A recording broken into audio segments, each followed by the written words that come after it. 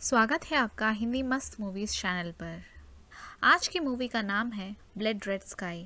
Movie की शुरुआत होती है स्कॉटलैंड के एयरफोर्स बेस से, जहां एक एरोप्लेन की इमरजेंसी लैंडिंग की तैयारी की जा रही है। प्लेन लैंड हो जाती है और मेजर के कहने पर आर्मी उस एरोप्लेन को घेर लेती है। वो समझते हैं कि प्लेन में से कोई टेररिस्ट बाहर आएगा, पर देखने पर प्लेन में से एक बच्चा अपने टेडी बेयर के साथ बाहर आता है। आर्मी उस बच्चे को पकड़कर उसका चेकअप के लिए हॉस्पिटल भेज देती है। मेजर उस प्लेन के इमरजेंसी लैंडिंग के रीजन जानने के लिए उस प्लेन के पायलट से बात करने की कोशिश करता है, पर वहाँ एक आदमी आ जाता है और बोलता है कि वो उस प्लेन का एक पैसेंजर है और प्लेन हाईजैक हुआ था, पर प्लेन से बाहर किसी को ना उतारें। उस बात से शॉक होकर मेजर और उसकी सेक्रेटरी बच्चे के पास जाते ताकि और इन्फॉर्मेशन निकाल सके और उससे प्लेन के अंदर हुए हादसे के बारे में पूछते हैं। बच्चा कहानी शुरू करता है और एक दिन पहले का फ्लैशबैक दिखाया जाता है। बच्चे का नाम इलियास है और वो अकेले एयरपोर्ट में उसका और उसकी मॉम का लगेज चेक इन कर रहा है। चेक इन के समय इलियास लगेज नहीं उठा पा रहा होता है, तो उसके बगल में ठहरा हुआ आदमी उसकी मदद कर देता है। इलियास अपनी मॉम को कॉल करता है और बोलता है कि उसने लगेज चेक इन कर दिया है और अपनी मॉम को जल्दी से एयरपोर्ट आने के लिए बोलता है। यहाँ पर इलियास की मॉम को दिखाया जाता है जिसका नाम नजा है और उसे कुछ बीमारी है जिसके इलाज के लिए वो न्यूयॉर्क के डॉक्टर से बात कर रही है और इलाज के लिए न्यूयॉर्क जाना चाहती है। इलियास का कॉल आने पर वो एयरपोर्ट के लिए निकल पड़ती है। एयरपोर्ट में चेक इन के दौरान पुलिस नजा को मेडिसिन के बारे में पूछते हैं, तो वो बोलती है कि उसे एंग्जाइटी अटैक्स आते हैं जब उसे ये मेडिसिन तुरंत लेना है। वो उस सारे मेडिसिन के डॉक्टर प्रिस्क्रिप्शन भी दिखाती है, जिससे वो पुलिस उसे एयरपोर्ट के अंदर जाने देता है। नजा अपने बच्चे इलियास से मिलती है और उसे चेक इन के दौरान हुए टेंशन की वजह से एंग्जाइटी अटैक आ जाता है। वो भागते हुए बाथरूम जाकर अपनी मेडिसिन ले लेती है, जिससे धीरे धीरे वो ठीक होने लगती है। इलियास चेक इन के दौरान हेल्प किया हुआ आदमी को देखता है और उसे थैंक्स बोलता है। बातचीत में पता चलता है कि वो दोनों सेम फ्लाइट में न्यूयॉर्क जा रहे हैं और उस आदमी का नाम फरीद है। फरीद और इलियास दोस्त बन जाते हैं। इलियास बताता है कि वो अपने मॉम के इलाज के लिए न्यूयॉर्क जा रहा है। इतने में नजा आ जाती है और वो इलियास के साथ प्लेन बोर्ड कर देती है। प्लेन के pilots and air hostess plane के टेक ऑफ की तैयारी शुरू कर देते हैं। प्लेन के टेक ऑफ होने के बाद सब सो जाते हैं और नजा अपनी बुक में रखे फोटोज़ को देखते हुए अपनी स्टोरी बताती है कि उसकी एक छोटी सी दुनिया थी। वो, उसका हस्बैंड और छोटा सा बच्चा इलियास कहीं ट्रिप पे एंजॉय कर रहे हैं। रात को ट्रैवल करते वक्त जंगल में उनकी गाड़ी ख़राब हो जाती है। उसका हस्बैंड कार से उतरकर कार का प्रॉब्लम चेक करता है, पर उसे कुछ समझ नहीं आता। वो देखता है कि आसपास कोई नहीं है, तो वो नजा और इलियास को कार के अंदर छोड़ के मैकेनिक को ढूंढने के लिए निकल पड़ता है। इतने में कुछ आवाज़ आती है जिससे मूवी फ्लैशबैक से प्रेजेंट को आ जाती है। प्लेन में बैठा पुलिस ऑफिसर चेक करने जाता है, पर कैबिन क्रू का आदमी 3 और लोगों के साथ मिलकर वो ऑफिसर को मार देते हैं और वो कैबिन क्रू का आदमी फ्लाइट में बैठी पब्लिक से बोलता है कि प्लेन अब हाईजैक हो चुकी है और कोई अपनी प्लेस से नहीं हिलेगा।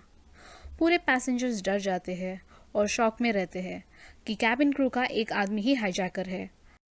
एक एयर हॉस्टेस प्लेन को बचाने के लिए फ्लाइट के कैप्टन के पास भाग कर जाती है, पर वो कॉकपिट जाने पर शॉक हो जाती है क्योंकि जूनियर पायलट भी हाईजैकर है और उसने सीनियर पायलट को जहर देकर मार दिया है। हाईजैकर्स फर्स्ट क्लास की पब्लिक को भी इकोनॉमी क्लास में ले आती है ताकि सारी पब्लिक एक ही जगह बैठ सके। फरीद भी आकर इलियास के पास वाली सीट में बैठ जाता है। इलियास एक बहुत इंटेलिजेंट बच्चा है।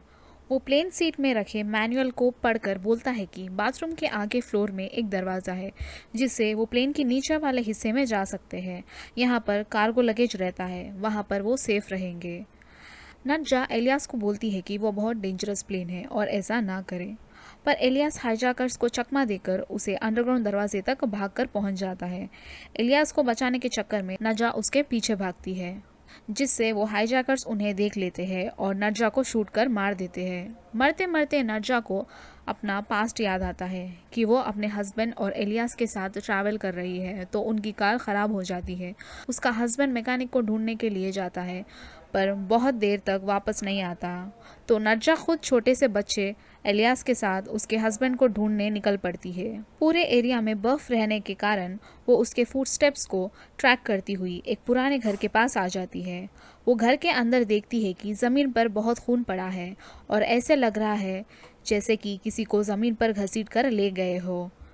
वो खून किसी अंडरग्राउंड रूम में जा रहा है, नर्जा उस खून के ट्रेसेस को फॉलो करते हुए उस अंडरग्राउंड रूम में जाने पर देखती है कि वो खून उसके हस्बैंड का ही है और वो ज़मीन पर मरा पड़ा है। उसके गले पर एक गहरा घाव है। ऐसे लग रहा है जैसे कि किसी जानवर ने काट कर मार दिया हो। तभी उसे किसी की तेज़ी से आने की आवाज़ आती है। वो जल्दी से आकर रूम का दरवाज़ा बंद कर देती है, पर अभी भी कोई दरवाजे को ढकेल कर खोलने की कोशिश करता है। नर्जा डर जाती है, कहीं वो दरवाज़ा टूट ना जाए। पर थोड़ी देर बाद एकदम खामोशी हो जाती है और सडन से कोई विंडो तोड़कर अंदर आने की कोशिश कर रहा है। नर्जा देखती है कि वो एक वैम्पायर है। वो समझ जाती है कि उसी ने उसके हस्बैंड को भी मारा है। वो अपने बच्चे एलियास को और अपने आप को बचाने के लिए उस वैम्पायर को विंडो से बाहर ढकेलती रहती है। तभी सनराइज हो जाती है, जिससे धूप वैम्पायर पर गिरती है और वह जलकर मर जाता है। नर्जा की इस वैम्पायर से फाइट के दौरान नर्जा देखती है कि वैम्पायर ने उसके हाथ पर काट दिया है। कहानी वापस फ्लैशबैक से प्रेजेंट को आ जाती है और दिखाया जाता है कि नर्जा वापस जिंदा हो रही है, लेकिन नर्जा को तो गोली लगकर मर गई थी, पर अब वापस कैसे उठ गई, ये जानने के लिए आगे देखिए। नर्जा उसके बगल में रहे दरवाजे से फ्लाइट के नीचे के हिस्से में छुपने के लिए चली जाती है। दूसरी ओर टेररिस्ट पैसेंजर से एक लेटर पढ़ाते हैं, जिसमें लिखा होता है कि उन्हें गवर्नमेंट $10 मिलियन सेंड करे। लेटर पढ़ते जब वो वीडियो रिकॉर्ड करते हैं और उसके बाद उस पैसेंजर को गोली मार देते हैं। वीडियो गवर्नमेंट को सेंड करके सारे टेररिस्ट प्लेन को कार्गो हिस्से में जाकर वेपन्स गन्स के साथ अपना पैराशूट भी ले लेते हैं, ताकि पैसे मिलने के बाद वो प्लेन से जंप कर ले और प्लेन कहीं क्रैश हो जाए। सारे टेररिस्ट अपना पैराशूट लेकर वापस चले जाते हैं, पर उनमें से एक टेररिस्ट को कुछ आवाज़ आती है तो वहाँ चेक करने लगता है। नर्जा एक कार के नीचे छुपी रहती है और वो टेररिस्ट उसे ढूंढ लेता है। नर्जा डर जाती है और अचानक से उस टेररिस्ट को काट कर उसे मार देती है। इससे कंफर्म हो जाता है कि नर्जा भी अब एक वैम्पायर बन चुकी है। वो आदमी के मर जाने के बाद नर्जा को बहुत बुरा लगता है, पर नर्जा ने उसे अपनी जान बचाने के लिए मारा था। वरना वो टेररिस्ट बाकी सब लोग को बता देते और वो सब मिलकर नर्जा को मार देते। नर्जा को उसके बाद एक प्लान आता है। वो कार्गो में रहे एक कुत्ते को मार देती है, ताकि जब बाकी टेररिस्ट इस आदमी को ढूंढने आए तो उन्हें ऐसा लगे कि कुत्ते ने आदमी पर हमला किया और दोनों ने एक दूसरे को मार दिया। इसी दौरान नर्जा वापस इकोनॉमी क्लास में जाकर अपने बच्चे एलियास से मिलती है, ताकि वो भी सुकून में रहे कि उसकी माँ जिंदा है। आसपास देखने पर उन्हें कोई टेररिस्ट नजर नहीं आते, तो नर्जा और फरीद मिलकर एक प्लान बनाते हैं कि वो प्लेन को नज़दीक के एयरपोर्ट पर ले जाएंगे। पूछने पर पैसेंजर्स में एक आदमी को फ्लाइट चलाने का एक्सपीरियंस रहता है। वो सब मिलकर कॉकपिट में जाते हैं। टेररिस्ट वापस पैसेंजर के पास आते हैं। जब उन्हें नर्जा की लाश नजर नहीं आती तो उन्हें शक होता है कि सब पैसेंजर्स मिलकर कुछ प्लान कर रहे हैं। वो कॉकपिट के पास आने पर देखते हैं कि कॉकपिट अंदर से लॉक्ड है। वो उन्हें वार्निंग देते हैं कि अगर 5 मिनट के अंदर कॉकपिट को खोल नहीं देते तो हर एक 5 मिनट में एक पैसेंजर को मार देंगे। वो एक बच्चे को पकड़कर मारने के लिए कॉकपिट के पास ले आते हैं। नर्जा कॉकपिट के अंदर से देख रही होती है और वो समझ जाती है कि ये टेररिस्ट 5 मिनट के बाद बच्ची को ज़रूर मार देंगे।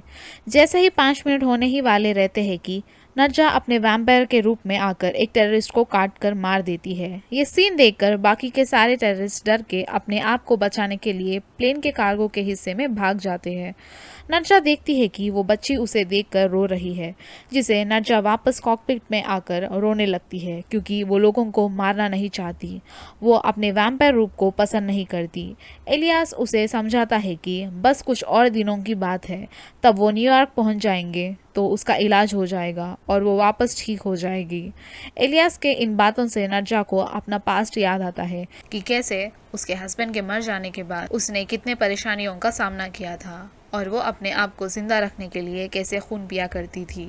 गुस्से से वो वापस उस वैम्पायर के घर जाती है ताकि उसे वापस वैम्पायर से इंसान बनने का कुछ हल मिल सके, पर वो एक बूढ़ा वैम्पायर आता है जो वही वैम्पायर का बाप था जिसे नर्जा ने मार दिया था। वो बूढ़ा वैम्पायर नर्जा को मारने वाला ही था कि नर्जा उसे ही उल्टा मार देती है, क्योंकि नर्जा चाहती थी कि इस वैम्पायर का श्राप बस उसी से ख़त्म हो जाए और कोई दूसरा इंसान वैम्पायर ना बने। इसके बाद वो बाहर आकर पूरा घर जला देती है, क्योंकि अगर किसी भी कारण से बूढ़ा वैम्पायर ज़िंदा हो जाए तो उसे ख़तरा होगा और वैम्पायर सिर्फ आग और सूरज के धूप से ही मरते हैं। इसलिए वो घर जला देती है। स्टोरी वापस करंट सिचुएशन को आ जाती है, जहाँ दिखाया जाता है कि टेररिस्ट अब जान चुके हैं कि नर्जा मरी नहीं है और वो एक वैम्पायर है। वो उसे मारने का प्लानिंग करते हैं। वो टेररिस्ट एक और पैसेंजर को मारने की धमकी दे देते हैं। जब नर्जा कॉकपिट से निकलकर बाहर आती है और वो सारे टेररिस्ट मिलकर नर्जा को नीचे गिरा देते हैं। उसमें से एक टेररिस्ट नर्जा के खून को एक इंजेक्शन में ले लेता है। नर्जा को होश आकर वापस उन पर अटैक करती है और इस मुठभेड़ में एक टेररिस्ट नर्जा को मारने के लिए गोली चला देता है, जिससे प्लेन का एक विंडो टूट जाता है और प्लेन के अंदर का प्रेशर बैलेंस ख़राब हो जाता है, जिससे हाईजैकर्स वापस कॉकपिट में जाकर प्लेन संभाल लेते हैं। एक हाईजैकर कार्गो एरिया में जाकर कार में अपने आप को लॉक कर देता है। नर्जा उसका पीछा करते हुए कार्गो एरिया में आती है और वो देखती है कि वो हाईजैकर नर्जा के ब्लड को अपने बॉडी में चढ़ा रहा है, जिससे अब वो भी एक वैम्पायर बन जाएगा। नर्जा उसे मारने के लिए कार को आग लगा देती है और वो वापस कॉकपिट के पास आ जाती है, पर वो हाईजैकर वैम्पायर बच निकलता है और दूसरे पैसेंजर्स को काट कर वैम्पायर बनाना शुरू कर देता है। बचे हुए टेररिस्ट उसे रोकने की कोशिश करते हैं, तो वो उन्हें भी मार देता है। नर्जा कॉकपिट में कैमरा से देखती है कि बहुत सारे लोग वैम्पायर्स बन चुके हैं और प्लेन को लैंड कराना मतलब वो सब वैम्पायर्स बाहर निकलकर और दहशत फैलाएंगे। तो उसे आइडिया आता है कि वो कार्गो एरिया में रहे बॉम्ब को ब्लास्ट कर देगी, जिससे सारे वैम्पायर्स मर जाएंगे और इलियास फरीद को पैराशूट देकर बचा लेंगे। नर्जा कार्गो में रहे उस बॉम्ब को रिमोट लाने के लिए तैयार हो जाती है, पर कार्गो में जाने के लिए सारे वैम्पायर्स का सामना करना होगा, तो वो सोच में पड़ जाती है। सोचने पर उन्हें एक रास्ता मिलता है जो कार्गो को जाएगा, पर वो रास्ता बहुत छोटा होता है, तो इलियास रिमोट लाने के लिए उस छोटे से रास्ते से निकल पड़ता है। मूवी में आगे दिखाया जाता है कि अब बस एक हाईजैकर बचा है, जो एक पायलट है। वो प्लेन की कंडीशन चेक करने पर पता चलता है कि प्लेन में ज़्यादा फ्यूल नहीं है और वो प्लेन को जल्दी से कहीं लैंड कराना होगा, वरना वो लोग सी में क्रैश कर जाएंगे और सभी मारे जाएंगे। दूसरी ओर इलियास रिमोट तो ले लेता है, पर वापस आते जब वो पूरा वैम्पायर से घिर जाता है। ये सब नर्जा कॉकपिट से कैमरा से देख रही होती है और इलियास को बचाने के लिए तैयार हो जाती है। वो हाईजैकर पायलट प्लेन को ऑटो पायलट में डाल देता है, जिससे वो प्लेन ऑटोमेटिक लैंड हो सके, पर नर्जा को उस पर भरोसा नहीं रहता, तो वो इलियास को बचाने के लिए निकलने से पहले उस हाईजैकर पायलट को काट कर मार देती है और फरीद से प्रॉमिस लेती है कि वो इलियास को बाकी ज़िंदगी के लिए ध्यान रखेगा और इलियास को बचाने के लिए निकल पड़ती है। हाईजैकर वैम्पायर प्लेन के कार्गो का दरवाज़ा खोल देता है ताकि वो पैराशूट से जंप करके बच सके। इतने में जैसे तैसे करके वो इलियास तक पहुंच जाती है, पर वहाँ उसका सामना हाईजैकर वैम्पायर से होता है और वो नर्जा को मार देता है। इलियास प्लेन के डोर के पास तक पहुंच जाता है और वो समझता है कि अब वो बच नहीं पाएगा, पर तभी प्लेन सनराइज एरिया में पहुंच जाती है, जिससे हाईजैकर वैम्पायर जलकर मर जाता है। नर्जा मर रही होती है तो इलियास उसे अपने खून पिलाकर जिंदा कर देता है और सूरज की धूप में बैठ जाता है ताकि नर्जा उस पर हमला ना कर सके। प्लेन जैसे तैसे लैंड हो जाती है और कहानी वापस इलियास के हॉस्पिटल वाले सीन से दिखाया जाता है। वहाँ का आर्मी मेजर बिना इलियास की स्टोरी भरोसा करे प्लेन में सर्वाइवर्स के लिए आर्मी को अंदर भेजने का ऑर्डर देता है। प्लेन के अंदर बैठे फरीद भी मेजर को अंदर ना आने की सलाह देता है, पर उसे इग्नोर करके आर्मी प्लेन का दरवाज़ा खोलकर अंदर चले जाते हैं और सबसे पहले फरीद को अरेस्ट कर लेते हैं। आर्मी पैसेंजर्स के लिए अंदर ढूंढने लगते हैं और वैम्पायर्स आर्मी पर भी हमला करके उन्हें वैम्पायर्स बना देते हैं। इलियास को ये न्यूज़ पता चल जाती है और वो हॉस्पिटल से भाग निकलकर प्लेन के पास जाता है। वो देखता है कि उसकी माँ नर्जा प्लेन से बाहर आकर आर्मी वाले को मार रही है, तो इलियास अपने टेडी बेयर के अंदर छुपाए हुए बॉम्ब का रिमोट को बाहर निकालता है और अपनी माँ की इच्छा के अनुसार बॉम्ब ब्लास्ट कर देता है ताकि वो सारे वैम्पायर्स मर सके और किसी और को वैम्पायर ना बन सके। फरीद आकर इलियास को अपने पास ले लेता है, जिसका मतलब ये है कि नर्जा को दिया हुए प्रॉमिस के अनुसार इलियास का ख्याल रखेगा। यहीं पर हमारी मूवी ख़त्म होती है।